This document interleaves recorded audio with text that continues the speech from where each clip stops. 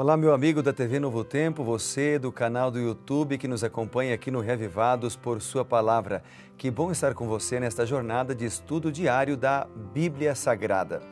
A gente está começando o livro de Ezequiel. Ontem foi o capítulo 1, que é um capítulo grande, com muitas lições, que vale a pena ler com bastante cuidado. Como a gente tem 12 minutos aqui somente, nós não conseguimos abordar todos os detalhezinhos. Mas aqui, neste programa, nós selecionamos apenas algumas partes, alguns versos que nos impactaram mais, com o objetivo de apenas extrair lições espirituais. Você sabe que se você tomar tempo para Deus, se você orar cada dia, cada manhã, lendo a Bíblia e disposto a ouvir a voz de Deus, Deus vai falar com você. E talvez os versos que eu seleciono aqui não serão os versos que você vai destacar, porque Deus vai falar com você, talvez de maneira diferente da maneira como Ele está falando comigo. E pode ser que sejam os mesmos versos também. Então, vamos orar e pedir a direção do Senhor. Lembre-se na oração sempre de arrepender-se, confessar os seus pecados, porque nós somos pó. Aliás, nós deveríamos orar sempre antes de ler a Bíblia, confessando os nossos pecados e também pedindo a direção de Deus. Jesus disse que para nós não cairmos em tentação, nós deveríamos orar. E muitas pessoas que caem em tentação, que cometem pecados, que se desviam dos caminhos verdadeiros do Senhor, cometem coisas erradas, é porque lutam sozinhos, lutam sem orar, tentam vencer com as suas próprias forças. E daí, meu amigo, nós não somos páreo para as forças de Satanás e seus anjos, porque ele é um anjo poderoso, tem milênios de existência e nós não podemos vencê-lo, a não ser que se nós estivermos com as mãos segurando nas mãos de Deus, né? Aí ele nos dará força. É por isso que antes de sair de casa, quando você chega em casa, ao acordar e antes de dormir, lembre-se sempre de orar. Vamos buscar a direção do Senhor mais uma vez então? Querido Pai e bondoso Deus, nós somos pó, não somos nada e por isso precisamos de Ti. Dá-nos da Tua sabedoria agora para compreendermos a Tua palavra mais uma vez, em nome de Jesus. Amém. Bem, nós estamos então em Ezequiel capítulo 2. Aqui o profeta trata da comissão de Ezequiel.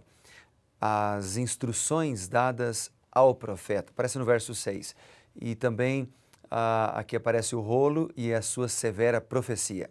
Vamos dar uma lida em todo o capítulo, porque o capítulo tem 10 versículos somente e eu quero ler ele todo com você. Vamos juntos então, Ezequiel capítulo 2. Vamos abrir aqui. Aqui está. Diz a Bíblia: Esta voz me disse, filho do homem, põe-te em pé e falarei contigo. Então entrou em mim o Espírito quando falava comigo e me pôs de pé. E ouvi que me falava. Ele me disse, filho do homem, eu te envio aos filhos de Israel, as nações rebeldes que se injuriam contra mim. Ele e seus pais prevaricaram contra mim até precisamente o dia de hoje. Os filhos são de duro semblante, obstinados de coração. Eu te envio a eles e lhes dirás, assim diz o Senhor Deus. Eles, quer ouçam, quer deixam de ouvir, porque são casa rebelde, hão de saber que esteve no meio deles um profeta. Tu, ó filho do homem, não os temas, não temas as suas palavras, ainda que haja sarças, espinhos para contigo e tu habites com escorpiões. Não temas as suas palavras, nem te assustes com o rosto deles, porque são casa rebelde. Mas tu lhes dirás as minhas palavras, quer ouçam, quer deixem de ouvir, pois são rebeldes. Tu, ó filho do homem, ouve o que eu te digo, não te insurjas como a casa rebelde. Abre a boca e come o que eu te dou. Então vi, e eis que certa mão se estendia para mim, e nela se achava o rolo de um livro, estendeu-se diante de mim, e estava escrito por dentro e por fora, nele estavam escritas lamentações, suspiros e ais. Bom, o capítulo começa com a expressão filho do homem. Esta forma é uma forma costumeira de Deus dirigir-se a Ezequiel. A forma ocorre cerca de 93 vezes no livro de Ezequiel. Daniel é o único profeta a ser chamado também desta forma, filho do homem. Só que o título ocorre em seu livro só uma vez. Ezequiel, ao ser chamado de filho do homem, é lembrado de que ele é membro da raça humana. Foi por meio de canais humanos que Deus se propôs a transmitir sua mensagem de salvação para pessoas que estão perecendo. Ele podia ter empregado outros meios. Deus podia ter enviado anjos para pregar a palavra como seus embaixadores. Ou Deus poderia mandar uma voz audível do céu para proclamar o Evangelho em todo o mundo. No entanto, Deus desejou que o ser humano partilhasse das alegrias de um ministério abnegado em favor de outras pessoas. E assim, Deus confiou a cada um de nós a palavra da reconciliação, conforme Paulo diz lá em 2 Coríntios, no capítulo 5 e no verso 19. Você sabe que nenhum filho do homem pode se esquivar dessa tarefa, usando aqui agora a palavra entre aspas, né? Pessoas são salvas, pessoas se perdem, segundo a maneira com que o profeta encara a sua responsabilidade, segundo a maneira com que os filhos de Deus encaram a responsabilidade. Assim, ser chamado de filho do homem é ser indicado, digamos, para um ministério pessoal ou público baseado nos dons espirituais, baseado na paixão pelo próximo. E você sabe que Jesus também é chamado lá no Novo Testamento muitas vezes de filho do homem, né? Ele se identificou como filho do homem e ele também é apresentado. Há uma profecias que falam de Jesus Cristo, apontando para ele, o chamando, o identificando de filho do homem. A visão da glória de Deus deixou Ezequiel prostrado. Em manifestação semelhante do poder de Deus, Daniel declarou: não restou força em mim. O meu rosto mudou de cor, se desfigurou, não retive força alguma. Porque a glória de Deus, ela é forte diante de seres humanos pecadores. E no chamado para o serviço divino, esses profetas foram primeiramente levados a sentir a própria fraqueza. Depois, o poder divino os reanimou, mas antes eles sentiram essa fraqueza. O poder de Deus restaura a força física do profeta e o capacita a receber a comunicação celestial. E a lição que podemos tirar disso é que nós precisamos ter reverência diante de Deus, temor e respeito pelas coisas sagradas. Vivemos num tempo em que se perdeu a reverência pelas coisas de Deus, perdeu-se a reverência pelas coisas santas. E o verso 2, que nós lemos aqui na sequência. O verso 2, ele então diz o seguinte, só relembrando, né? Ezequiel, aqui está, capítulo 2, verso 2. Entrou então em mim o Espírito, quando falava comigo, e me pôs de pé. A profecia, você sabe, é um dos dons do Espírito. O chamado para o ofício profético, ele não ocorre por escolha pessoal, mas por nomeação divina. Números 12, verso 6, 1 Coríntios 12, 28 falam disso.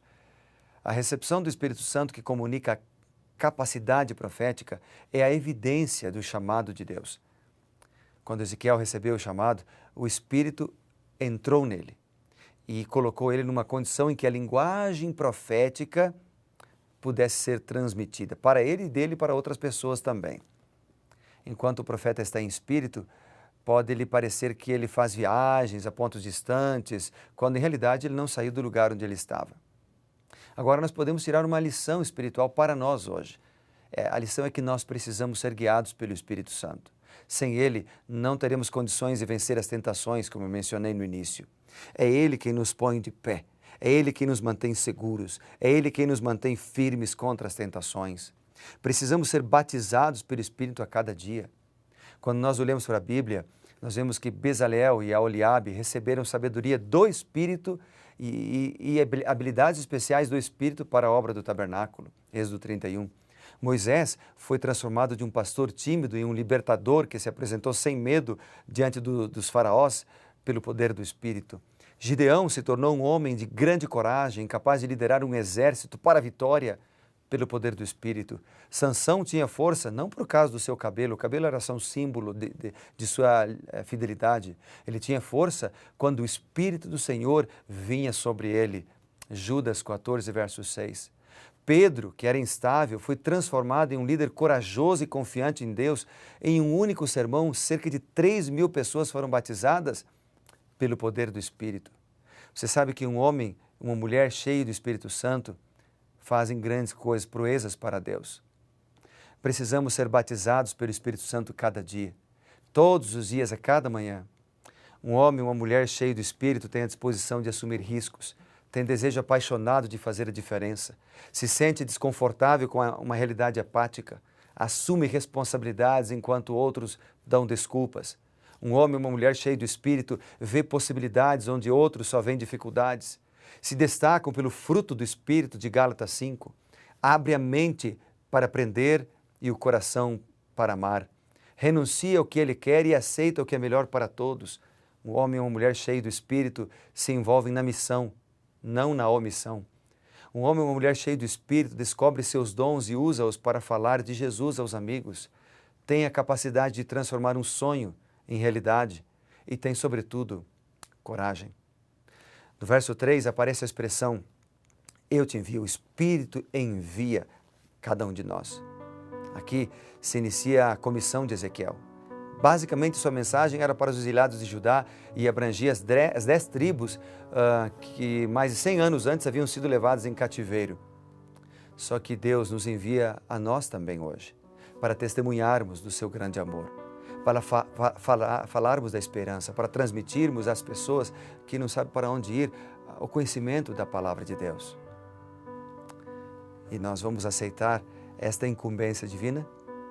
Para terminar a minha conversa, a minha reflexão de Ezequiel 2, eu quero convidá-lo para mais uma vez ler o verso 2 comigo. Então entrou em mim o Espírito, disse Ezequiel, quando falava comigo, e me pôs de pé, e ouvi o que ele me falava. 3 coisas então, precisamos ser guiados pelo Espírito. Segunda, só o Espírito Santo vai nos dar vitória contra as tentações. Por isso a gente precisa orar todos os dias para sermos batizados pelo Espírito Santo. E em terceiro lugar, precisamos estar dispostos a ouvir a voz de Deus. Ouvir o que Ele me falava, porque se nós não ouvirmos, Ele não poderá nos ajudar. E aí, vamos ter uma vida de oração mais intensa? Vamos orar por isso, meu amigo? Pode ser? Oremos. Querido Pai, pedimos a Tua bênção mais uma vez, para que sejamos batizados pelo Teu Santo Espírito, a fim de sermos vitoriosos. Nós oramos na certeza de que o Senhor atendeu a nossa oração, pois oramos no nome de Jesus. Amém. Que Deus te abençoe, seja revivado por Sua palavra.